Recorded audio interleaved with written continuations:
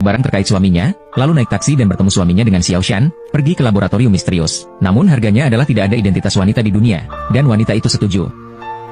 Pria yang baru bangun mengira ia bersembunyi dengan baik, senang menjemput istrinya untuk pesta peluncuran. Saat membuka pintu, dia merasakan ada yang tidak beres. Foto pernikahan yang biasanya ada di rumah hilang. Pria itu berlari ke kamar, tetapi hanya menemukan surat. Pria itu mengambil surat, berharap istrinya hanya berlibur. Namun setelah membacanya, dia tahu istrinya ingin berpisah selamanya. Istrinya tahu tentang perselingkuhannya dan tidak bisa mentolerir pengkhianatannya.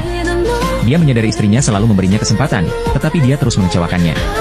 Sekarang, semua yang dia lakukan sia-sia, karena wanita itu sudah tiada, dan mereka bertemu lagi di depan makamnya. Mereka berdua jatuh cinta di sekolah. Setelah lulus, wanita itu menikah dengan pria miskin yang berjanji mencintainya seumur hidup. Mereka tinggal di rumah kecil berukuran 4 meter persegi, di mana wanita itu bekerja mencuci piring di hotel untuk mendukung karir suaminya hingga tangannya melepuh. Pria itu rela memutar jauh di musim dingin demi membawa pulang ubi panggang kesukaan istrinya. Setelah sukses, pria itu membatalkan kontrak 20 juta untuk merawat istrinya yang sakit dan memberikan transfusi darah selama 3 hari. Di hari peluncuran perusahaan, saat semua karyawan bergembira, wanita itu menerima pesan dari sahabatnya tentang suaminya yang berselingkuh. Melihat foto suaminya dengan selingkuhannya, wanita itu merasa pusing dan tidak percaya, tetapi tidak menceritakan hal ini di perusahaan. Hari berikutnya, wanita melihat pria itu memberinya obat seperti biasa.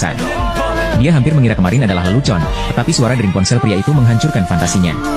Melihat nama di ponsel dan ekspresi canggung suaminya, hatinya hancur, tapi dia tetap meminta suami menjawab telepon. Pria itu memberitahu selingkuhannya untuk tidak menghubunginya di rumah, lalu memutuskan. Setelah menutup telepon, pria itu menyadari istrinya menatapnya dengan ketakutan.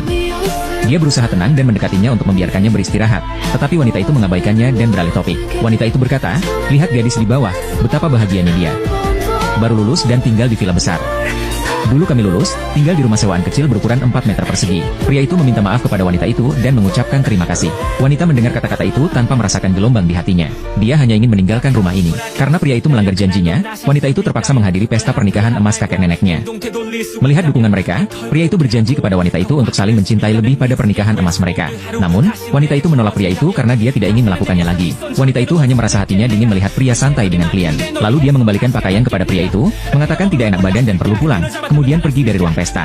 Saat sampai di pintu, wanita itu menyadari tasnya tertinggal dan melihat pria akrab dengan selingkuhannya. Melihat pemandangan, wanita itu kecewa pada pria itu dan pergi dengan sedih.